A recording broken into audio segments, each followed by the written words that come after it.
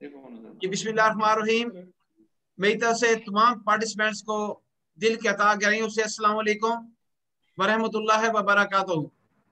आज का सेशन एक बहुत अच्छी पर्सनैलिटी हमारे दरमियान में मौजूद हैं, महमूद नासिर साहब।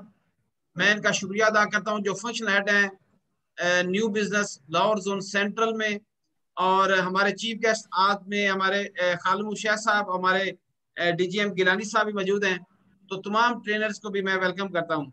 तो आज का सेशन का आगाज किया जाता है। तो इसका जो टॉपिक है आपके सामने मैं रखने लगा हूँ। सबसे पहले तो यह है कि जो टॉपिक है आज का वो है how to avoid delays in proceeding the proposals due to common mistake and understanding. Underwriting में आम गलतियों की वजह से जो प्रपोजल फॉर्म है वो कार्रवाई में ताखीर क्यों होती है। ओपन डायलॉग भी होगा और इसमें ऑलरेडी 2 सेशन हम कर चुके हैं। आपके नॉलेज में होने चाहिए। आप यूट्यूब में मौजूद हैं इस वक्त। 2 सेशंस आर अवेलेबल और जिसमें खालिद साहब उस वक्त भी मौजूद थे as a chief guest. Training on the financial underwriting and all the related confidential reports and forms. इसके ऊपर एक डिटेल से सेशन हुआ। सेकंड सेशन हुआ था हमारा कि underwriting requirement procured out of Pakistan. तो मैं ये सेशन हो चुके हैं। आज का थर्ड सेशन है इसके ऊपर। प्लीज आप म्यूट कर दें अपने आप को प्लीज, वाला मैं इधर से कर देता हूँ। इस आज का सेशन सर ये अंडरराइटिंग अपडेट्स होंगी और क्वेश्चंस होंगे जिसमें हमारे अंडरराइटर जो है ना वो अच्छी तरीके से एक्सप्लेन करेंगे। और न्यू अपडेट्स क्या है, तकाफुल के अंडरराइटिंग शुरू हो चुकी होगी। क्वेश्चन होंगे 3 पेज के ऊपर। कुछ क्वेश्चन थे एरिया मैनेजर्स के, कुछ माइनर जो हमारी लाइफ है इसके ऊपर भी 20 लाख से ऊपर जब जाते हैं तो क्या रिक्वायरमेंट होती है। क्लैरिटी अबाउट द जो सेशन हमने ऑलरेडी किया था मजीद फॉरन के लिए जो क्लैरिटी उसके ऊपर हम बात करेंगे। तो मैं ओवर टू द जनाब महमूद नासिर साहब। महमूद नासिर साहब प्लीज कैरी ऑन। जी बिस्मिल्लाहिर्रहमानिर्रहीम। तारक साहब आवाज आ रही मेरी आपको? यस यस आ रही, बिल्कुल आ रही है। चले, फर्स्ट ऑफ ऑल तो जनाब मैं आपको दिल से अप्रिशिएट करना चाहता हूँ। आपकी जो काविश, जो डिवोशन, जो एफर्ट्स इस सिलसिले में हैं कि मैक्सिमम जो नॉलेज है, मैक्सिमम जो कोई आसानी फैसिलिटेशन है वो हमारे तमाम फील्ड फोर्स तक पहुंच सके। और काफ़ी मामलात में आप माशाल्लाह पहले भी यहाँ सेंट्रल जोन से क्योंकि हम हैं तो आप काफ़ी चीज़ों में कोऑर्डिनेशन देते हैं। तो मैं आपको दिल से आपका अप्रिशिएट करता हूँ। Thank you very much. दूसरे जो हमारे मेहमान हैं इस वक्त खालिद शाहिद साहब भी तशरीफ फरमा है। ये मेरा ख्याल, मुझे इल्म तो नहीं है लेकिन आपने ये भी बात कर रहे थे शायद ये कहीं और जगह पे इस वक्त मौजूद हैं।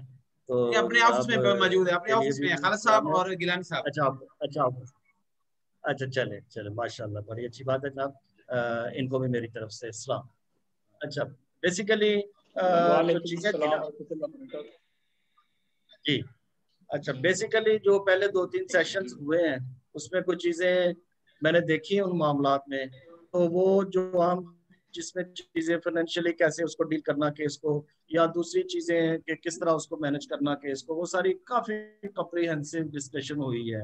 और तारक साहब आपने और नदीम कुरैशी साहब का भी मैंने देखा था, उन्होंने इन डिटेल और स्पेसिफिक आपने बहुत ज्यादा इन डिटेल कुछ चीजों को बताया। बल्कि मैं तो यही कहूँगा पूरी गाइडलाइन ही आपने वो तरतीब दे दी थी जो आपने एक बार सबको बताई। अगर उसको दोबारा लोग स्टडी कर लें तो उनको काफ़ी सारी उसमें जो है वो नॉलेज भी मिल जाएगा और प्रॉपर उनको कोई और गाइडलाइन भी मिल जाएगी जिसके मुताबिक वो पॉलिसीज को प्रॉपर डील कर सकेंगे। अच्छा आज क्योंकि जिसमें टॉपिक ही है कि कोई कहाँ, मतलब ये थोड़ा सा हट के टॉपिक इस वाले से है कि कैसे प्रपोजल की डिले को, जो प्रपोजल डिले हो जाता है, फर्ज किया 5 तारीख का प्रपोजल जमा है वो भी 15 तारीख चल रहा है, 20 दिन उसको लग रहे हैं, 25 दिन उसको लग रहे हैं। तो वो हमने उसको वो कहाँ क्यों हो रही है डिले?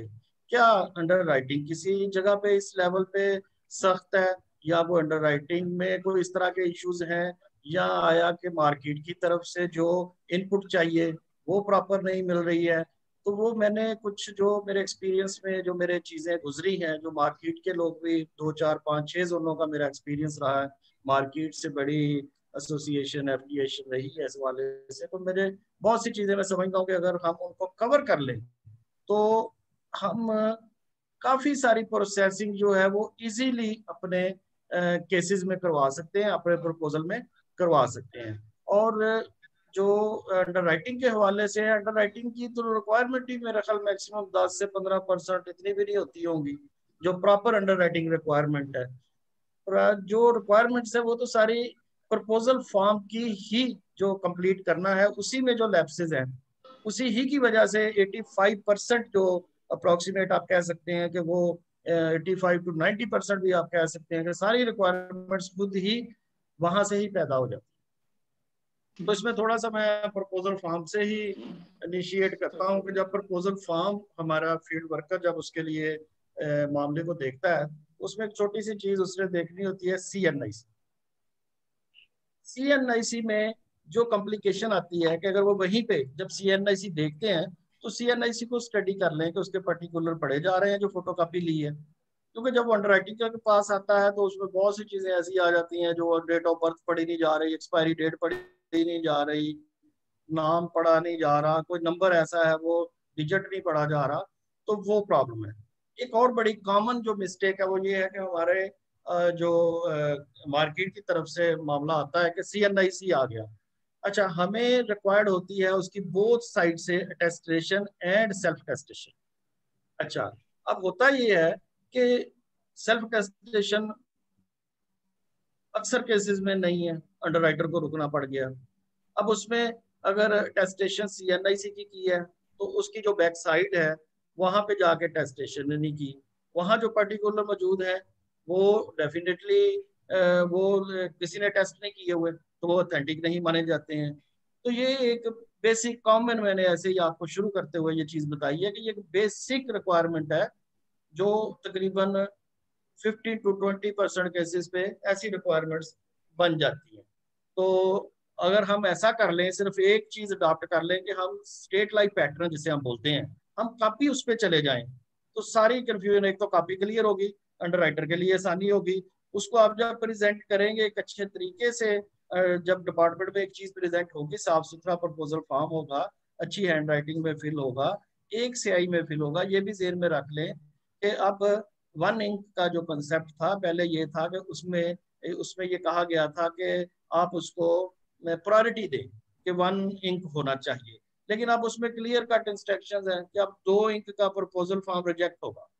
अब उसमें साइन किसी और से किए हुए हैं और अब जनाब जब आप कंप्लीशन दे रहे हैं तो आप उसको किसी और इंक के साथ दे रहे हैं। तो इसको थोड़ा सा केयर करना बड़ा जरूरी है कि नया फॉर्म लाना क्लाइंट से बहुत मुश्किल है। मार्केट पहले ही मुश्किलात में, पहले ही मामला सारे ऐसे हैं, टफ जॉब है, तो फिर उसके ऊपर ये छोटी छोटी चीजें अभी मैं आपसे डिस्कस करूंगा और भी कुछ पॉइंट्स हैं, तो वो जो डिले का बायस बन जाते हैं जिससे डिले भी होती है और वो केस जो है वो वही घूमते रहते हैं, ना उसका हम FPR में जा सकते हैं ना उसको पॉलिसी नंबर इशू होता है।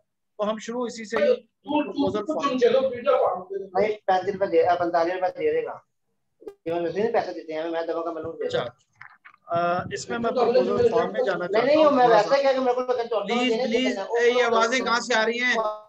मैं तो सबको म्यूट किया हुआ है।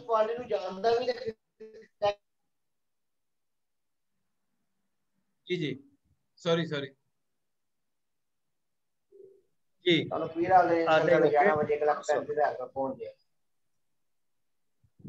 देख ले प्रीमियम आ रहा है, ये तो खुशी की बात है, मुझे लग रहा है प्रीमियम आ रहा है।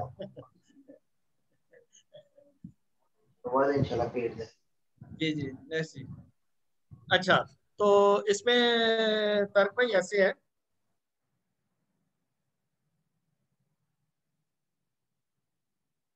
आप म्यूट हो गए हैं, म्यूट हो गए, प्लीज अनम्यूट करें, अपने अपने आप को अनम्यूट करें।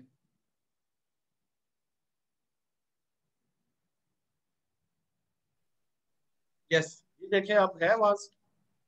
अच्छा जी, उसमें मैं जो प्रपोजल फॉर्म के हवाले से 2-3 चीजें जो मैं आपको नई भी ऐड हुई हैं तो वो मैं बताना चाहता हूँ। एक तो इसमें क्वेश्चन नंबर 4 होता है, वो अक्सर डिले का बायस बनता है कि जहां proposer other than life proposed हो उसको खाली छोड़ा जा रहा है। जीवन साथी केस हो, चाहे वो चाइल्ड का, बच्चे का केस हो या वो माइनर लाइफ हो, तो इस कॉलम को फोकस करने की जरूरत है।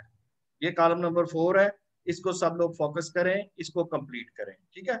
बाकी तो चीजें तकरीबन अप्रोक्सीमेटली सबने कंप्लीट की होती हैं, और कोशिश होनी चाहिए कि विदाउट कटिंग, उस पर कोई टेम्परिंग ना हो, कटिंग ना हो, तो ये अंडर राइटिंग में सबमिट होनी चाहिए। अच्छा, उसके बाद एक क्वेश्चन नंबर 27 है प्रीवियस पॉलिसी की, जिसमें डिटेल होती है। ये बहुत अहम है, ये असेसमेंट ऑफ रिस्क के लिए अहम है, और बेसिकली इसका बेनिफिट भी जो है वो समटाइम्स ऐसे होता है कि इसको कंप्लीट ना करने की वजह से बहुत सी रिक्वायरमेंट्स दोबारा बन जाती हैं। जब समेट रिस्क कैलकुलेट होता है, उसमें पॉलिसीज फॉल कर रही होती हैं। तो मेरी ये गुजारिश है मार्केट के दोस्तों से कि जब वो किसी को भी पॉलिसी सेल करते हैं तो उससे पूछें। ऐसा कभी बहुत मुश्किल चांसेस है कि किसी को ये ना पता हो कि मैंने और पॉलिसी ली है, और वो उसको ये याद भी ना हो कि मैं पॉलिसी चला रहा हूँ। तो ये कोशिश करके इसको कभी कंप्लीट किया जाए। बैक डेट में है थोड़ा सा इशू, बैक डेट में एक इशू आ रहा है बार बार। वो ये आ रहा है कि अब पहले ये था कि हम बैक पिछले साल में चले जाते थे, अब भी कई केसेस में समटाइम्स कुछ लोग अब टू 21 चल रहा है, तो वो समटाइम्स 20 के दिसंबर की डेट उसमें मेंशन कर देते हैं। तो वो अलाउ नहीं है बैक डेट, आप पिछले साल में नहीं जा सकते। तो इसको भी थोड़ा सा केयर करने की जरूरत है। उसके बाद अब जो नई चीज लेटेस्ट इन हुई है वो है नॉमिनेशन के हवाले से या गार्जियन के हवाले से, कि उसका CNIC चाहिए होगा, और वो CNIC टेस्टेड और प्रॉपर उसका CNIC चाहिए होगा, क्योंकि उस CNIC को भी हम प्रोस्क्राइब्ड पर्सन की लिस्ट में देखते हैं अंडरराइटिंग में। तो अगर CNIC नंबर नहीं होगा, अगर उसका CNIC की कॉपी मौजूद नहीं होगी जिससे हम टैली कर पाए कि वेदर के ये एक्यूरेट नंबर लिखा हुआ है, पर्टिकुलर एक्यूरेट है, तो वो भी फिर साफ जाहिर है कि वो एक डिले बनेगी, दोबारा रिक्वायरमेंट लगेगी, और उसमें फिर डिले होगी। तो इस तरह करके ये जो एक नई चीज आई थी CNIC ऑफ नॉमिनी के हवाले से, ये मैंने मेंशन की है। और बाकी जो भी मामला है, सारा प्रपोजल फॉर्म हमारे मार्केटिंग के लोग रोज पढ़ते हैं, रोज मुकम्मल करते हैं। ये डेली रूटीन का हिस्सा है। कोई अच्छी हैंड राइटिंग के साथ, एक ही इंक के साथ ट्राई करें कि एक इंक के साथ उसकी कंप्लीशन दें, ताकि अंडर राइटर के पास जब एक प्रपोजल फॉर्म आए तो वो उसको एज इट इज स्मूथली तौर पे उसको प्रोसेस पे डाल दें और इसकी अप्रूवल हो जाए। और एक बात मैं अपने, क्योंकि मार्केट के दोस्त अब इस वक्त साथ मौजूद हैं, तो ये थोड़ा सा मैं ये जरूर ब्रीफ करना चाहूंगा कि कभी भी अंडरराइटर के पास, उसके ज़हन में, मैं नहीं समझता कहीं भी, मेरा बहुत से अंडरराइटर से भी इंटरेक्शन रहा, बहुत से जोन्स में रहा, तो बहुत से फील्ड वर्कर से, दोस्तों से भी ये मामलात रहे। तो नेवर, मैं नहीं समझता कभी कोई अंडरराइटिंग की इंटेंशन ये होती होगी कि यार ये केसेस रुक जाए, कभी भी नहीं होता।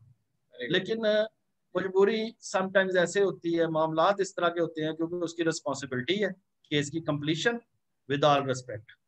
तो वो रिस्क भी हम ले रहे होते हैं, तो रिस्क की रिस्पॉन्सिबिलिटी भी ले रहे होते हैं, तो उसको हर एस्पेक्ट से हमें देखना पड़ता है। अच्छा, कोई एक तो ये चीज मैंने आपको बता दी। एक कुछ चीजें इन हुई हैं AML पॉलिसी के हवाले से, आप काफी कोर्सेज करते हैं, तो वो मैं बताते भी आप रहते हैं। उसमें कोविड-19 जो है वो लेटेस्ट अभी इन हुआ, इसका परफॉर्मा, इसकी लाइफ बहुत कम है। इस पे भी मार्केट के दोस्त थोड़ा सा नजर रखें कि ये मैक्सिमम 10-12 दिन की इसकी लाइफ है, फिर ये एग्जॉस्ट हो जाता है, फिर इसको नए सिरे से हमें इसको लेना पड़ेगा। तो इसको भी देखें, कईयों ने पुराना रखा होता है, वो पुराना सबमिट करते हैं, तो वो मुनासिब नहीं है। क्लाइंट से कांटेक्ट में रहना, अप्रूवल के बाद केसेस के साथ इसको अटैच करना जरूरी है। अच्छा, उसके बाद FMR जब कराने के लिए मेडिकल के पास लोग जाते हैं, वहाँ विटनेस नहीं करते हैं, कोई इस तरह का मामला है, उसको भी कोशिश करें विटनेस करें, ठीक है ना। वो भी एक इसकी बेस है कि अगर विटनेस नहीं हुआ, फिर वो केस, बेसिकली हम बचाना चाहते हैं डिले, कि केस की डिले हम कैसे बचाएं कि जो प्रपोजल आए वो जल्दी से जल्दी उनकी अप्रूवल हो जाए। तो उसके लिए फिर यही है कि केस हर तरह से कंप्लीट सबमिट होना चाहिए। अच्छा, इसमें AML में जो KYC फॉर्म है, वो नादरा की वायरसेस है, वो तो अब हम खुद यहाँ जोन में इंस्टॉल हो गई है, तकरीबन सारे जोन में ही हो गई हैं। तो वो खुद जोन की जिम्मेदारी है, न्यू बिजनेस की रिस्पॉन्सिबिलिटी है, वो करेंगे। तो इस तरह करके एक मैंने थोड़ा सा और एनालिसिस किया है तारक भाई, जो मैं बड़ा खास यहाँ पे अपने दोस्तों को बताना चाहता हूँ, वो है सम मैट्रिक्स के हवाले से। मैं देख रहा होता हूँ आज भी, मैं कैसी बात है कि लोगों को बता भी देते हैं सारी चीजें, लेकिन ये डाउन द लाइन जाके वहां पे लोगों को नहीं बताया जाता, या पता नहीं क्या बात है, क्यों अगेन रेपिटेशन होती है, मिस्टेक्स होती हैं। अभी मैंने एक डॉक्टर का केस देखा है, और वो 25 लाख का केस है, बड़ा अच्छा अंडरराइटर उसे देखते ही उसकी वो साफ ज़ाहिर है उसकी अप्रूवल में जाना चाहता है, तो उसके साथ उन्होंने क्या किया कि उन्होंने उसमें 10% FIB अटैच कर। अब यस 10% जब FIB आप अटैच कर देंगे साथ, यस उसकी प्रीवियस पॉलिसी भी नहीं है, अब अंडरराइटर क्या करेगा, वो खामोश है वहां पे, कैसे उसकी अप्रूवल देगा। फिर एक बात ये भी जहन में रखनी है कि ये जरूरी नहीं है कोई मैलाफाइड इंटेंशन हो, लेकिन जब आप एक बार एक सम एश्योर्ड पे आ जाते हैं, या एक FIB को अटैच कर लेते हैं, या एक राइडर को अटैच कर लेते हैं, तो आप फिर उसको विड्रॉ नहीं कर पाते। आपको वही रिक्वायरमेंट सबमिट करनी पड़ेगी जिसको आपने बेसिक प्रपोजल में लिख दिया है, यस उसी के मुताबिक आपकी रिक्वायरमेंट्स बनेगी। तो वो under writing point of view से तो वो ऐसे ही होगा कि कभी खुदा न खास्ता कोई इशू आ जाए तो वो यार रिक्वायरमेंट से बचने के लिए कुछ चीज विड्रा की गई है, इसलिए फिर विड्रावल की इजाजत नहीं होती। तो इस तरह करके मैंने एक छोटा सा दोस्तों के लिए वर्किंग, मैंने एक दो बार मैं देखता रहता हूँ यहाँ पे सम मैट्रिक्स कैलकुलेट करना। वो थोड़ा सा टेक्निकल इशू है, वो आप किसी वक्त जब अपनी क्लासेस होती हैं तो आप किसी वक्त कोऑर्डिनेशन के साथ इनको ब्रीफ कर सकते हैं कि समेट रिस्क कैसे कैलकुलेट करते हैं। समेट रिस्क के भी दो तीन तरीके हैं कि टोटल समेट रिस्क में FIB वगैरह की एडिशन है, वो अगर ले रहा है, अगर नहीं भी FIB ले रहा तो सपोज क्लाइंट ने प्रीवियस पॉलिसीज भी ली हुई हैं, तो उसमें मैं जल्दी से दो तीन चीजें जरूर बताऊंगा जो मार्केट जिसमें कंफ्यूजन का शिकार होती है, उन्हें नहीं पता चलता कि इसको कैसे डील करना है। अच्छा, उसमें तो अगर FIB ऐड कर रहा है, उसकी प्रीवियस पॉलिसी नहीं है, तो FIB का मैं एक जहन में ये बैठा लें, एक थोड़ा सा मैंने एक थोड़ा सा रफ सा आइडिया किया हुआ कि 22 लाख तक, या 22,90,000 बनती है टोटल अमाउंट, 22,90,000 की पॉलिसी तक अगर 10% FIB दे देंगे तो वो हमारा 5 मिलियन से कम समेट रिस्क बनेगा। हम फोकस क्या कर रहे हैं, फोकस हम कर रहे हैं कि 5 मिलियन हमारी रिटेंशन लिमिट है। बिल्कुल ठीक है, ठीक है। स्टेट लाइफ की रिटेंशन लिमिट 5 मिलियन है।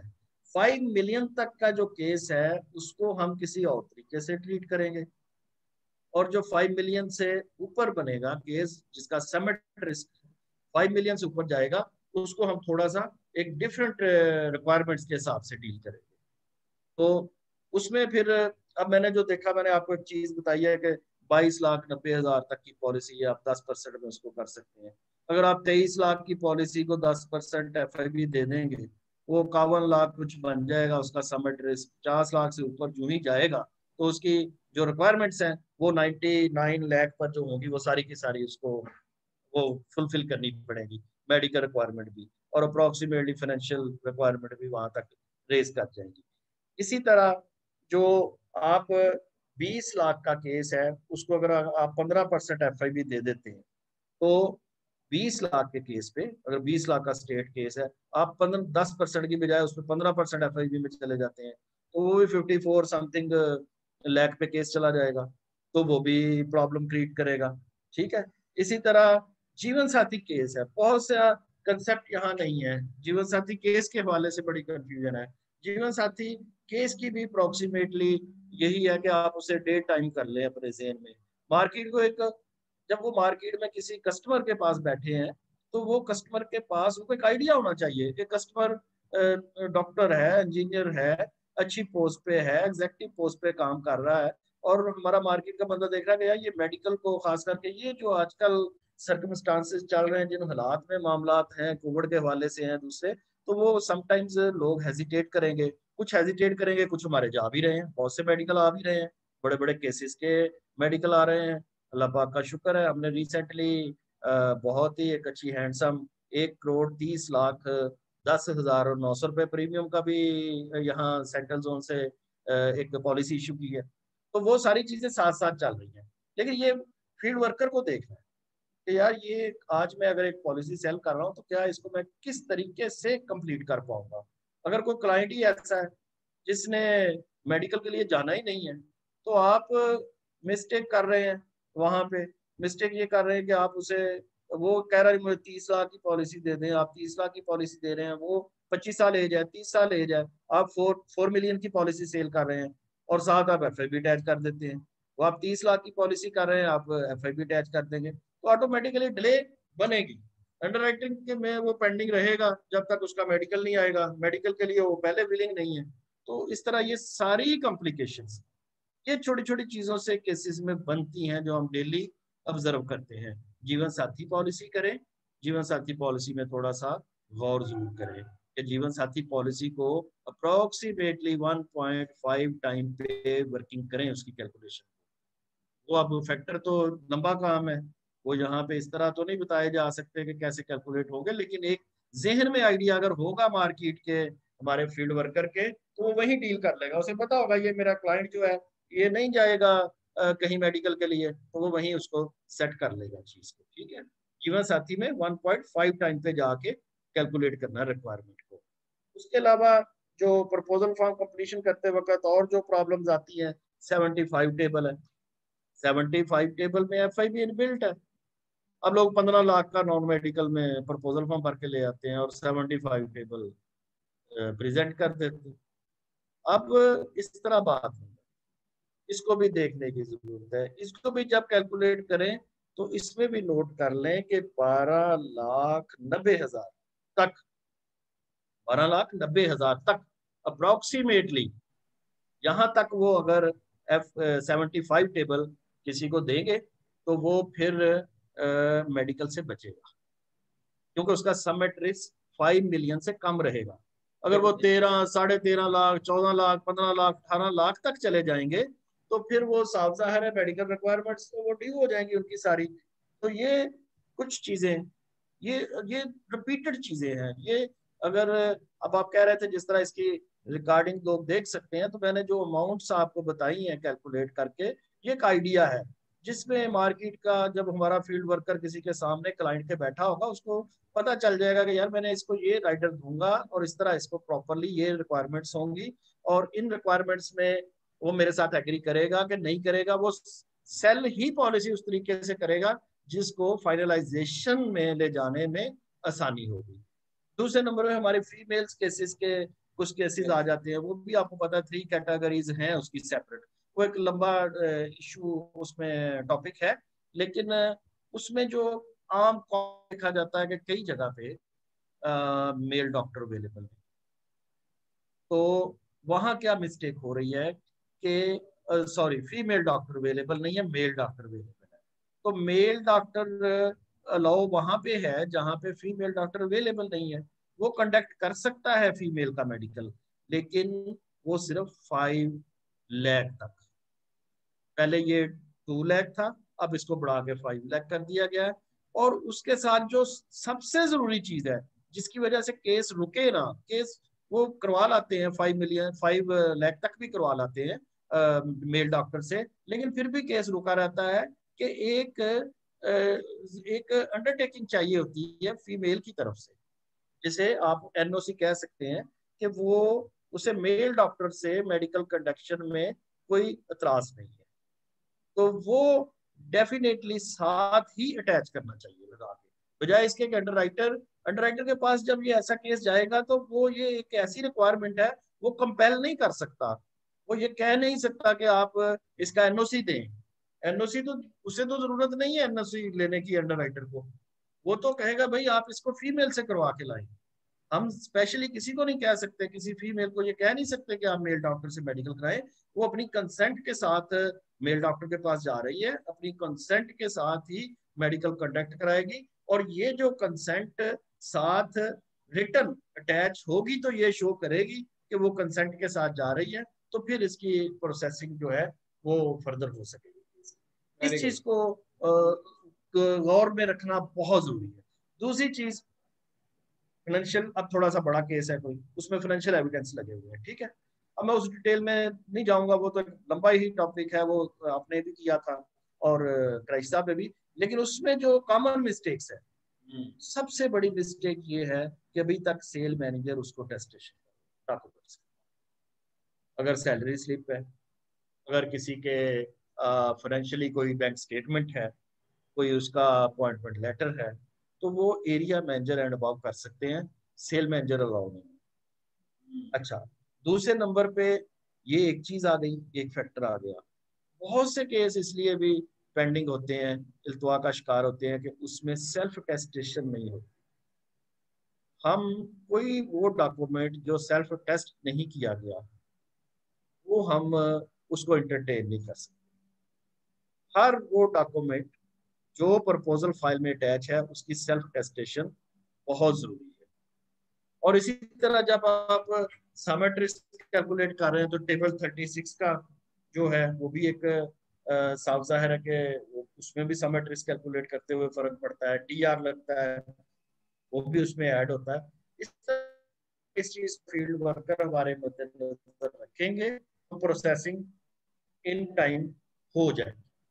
बाकी थोड़ा सा एफएमआर जिसे कहते हैं, एफएमआर फुल मेडिकल रिपोर्ट की और पैथोलॉजिकल यूनिट रिपोर्ट की, वो 6 मंथ तक है, और जो लैब टेस्ट है वो 1 साल तक वैलिड होता है। ये कि प्रीवियस आपने पॉलिसी की है, आपने लैब टेस्ट का, आपका लैब टेस्ट का टाइम अभी पड़ा हुआ है, आपको पता है इसका मेडिकल होना है, मेडिकल तो देखिए 6 मंथ बाद ही, 6 मंथ बाद ही वो दोबारा ड्यू है, करवाना पड़ेगा। तो वो 6 मंथ का जो ड्यूरेशन है उसको देखते हुए वर्किंग करनी होगी। अच्छा, उसके बाद कुछ आप ही बात कर रहे थे, अभी को थोड़ा सा शो भी हुआ था माइनर स्लाइड में। तो माइनर स्लाइड में बेसिकली मैं बता देता हूँ, थोड़ा सा ब्रीफ कर देता हूँ, फिर जो क्वेश्चन होगा उस पर भी डिस्कस कर लेंगे। माइनर स्लाइड जो है वो 18th ईयर तक की है। इसमें 2 कैटेगरीज है, एक 10 साल और एक 10 से ऑनवर्ड 18 साल तक, ये 2 कैटेगरी है। अच्छा, अब इसमें कंफ्यूजन है जी कि हम इनको सम एश्योर्ड कैसे, अगर माइनर लाइफ 20 लाख से ऊपर है वो क्या है, वो किसने डील करनी, कैसे डील करनी है। तो इसमें क्लियर कट बात जो जोन के हवाले से है, जो और माइनर लाइफ आपको पता है कि इंडिविजुअल अंडरराइटिंग नहीं होती, ZUC से अंडरराइट करती है, ठीक है। अच्छा, इसमें जो बात है कि अगर 10 साल तक की एज का बच्चा है तो वो हम उसे 1 मिलियन तक की पॉलिसी ऑफर कर सकते हैं। बाकी टर्म एंड कंडीशन उसकी डिफरेंट है, जैसे उसके फादर की जो प्रपोजर है या मदर जो प्रपोजर है, प्रेफरेबली तो ये 2 ही ऐसे हैं रिश्ते जो के इसके लिए प्रॉपर है। तो इसके अलावा भी केस टू केस वेरी करता है, ब्रदर भी इसमें प्रपोजर हो सकता है, तो ग्रैंड फादर भी हो सकता है, ग्रैंड मदर भी हो सकता है, वो गुंजाइश मौजूद है, लेकिन वो केस टू केस वेरी करेगी। अच्छा, वो आप कहें जी कि 10 साल का अगर बच्चा है, 10 ईयर एज है, तो वो 1 मिलियन, अगर 18 ईयर तक है तो बच्चे उसके इन बिटवीन है तो वो 22 मिलियन तक हम ये पॉलिसी जोन लेवल तक उसको ऑफर कर सकते हैं। अच्छा, बाज केसेस में ऐसे होता है कि अच्छा, एक बैलेंस इंश्योरेंस को भी आप मद्देनजर रखिए कि हमारे पास सिस्टम ये है कि अगर एक बच्चे को नहीं लिया जाएगा, हम बैलेंस इंश्योरेंस में अगर 3 बच्चे माइनर लाइफ में फॉल कर रहे हैं या 2 फॉल कर रहे हैं तो दोनों को पॉलिसीज वो देनी होगी, इक्वल इंश्योरेंस देनी होगी। महमूद भाई 1 मिनट रुकना, 1 मिनट रुकिएगा, 1 मिनट रुकिएगा, क्योंकि सेशन मेरा ऑफ होने लगा है, तो मैं दोबारा रिक्वेस्ट साहब से करूंगा कि प्लीज, क्योंकि आप क्वेश्चन आंसर सेशन भी होना है और 2-4 क्वेश्चन है, तो बड़ी माशाल्लाह क्लैरिटी के साथ महमूद भाई हमें बता रहे हैं। तो अभी एकदम ऑफ हो जाएगा, ऑफ होने के बाद दोबारा रीजॉइन मैं करूंगा और विद इन 3 मिनट दोबारा फिर इस सेशन को हम लेंगे। तो हमें यहीं पे हम ऑफ करते हैं और दोबारा सेशन यहीं से दोबारा शुरू करते हैं। Thank you very much. और मैं एंड पे, क्योंकि खालिद मुशैद साहब बैठे हैं, उन्होंने एंड पे पूरा इसको कंक्लूड करना है, तो मैं सबसे गुजारिश करूंगा कि प्लीज दोबारा रीजॉइन कर लीजिएगा। I am going to close this.